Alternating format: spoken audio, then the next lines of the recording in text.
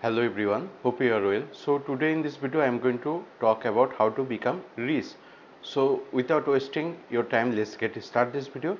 So in order to become rich, people may suggest you different things, like people may suggest you to invest in share market, people may suggest you to invest in Bitcoin and also real estate, etc. But in this video I will give you just one simple idea to become rich.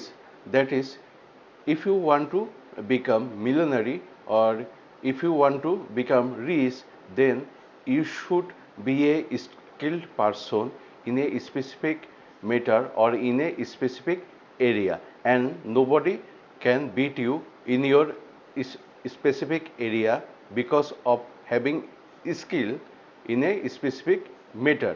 And if you become a skilled person in a specific matter, then people will pay for you to meet with you, to talk with you, and even work with you.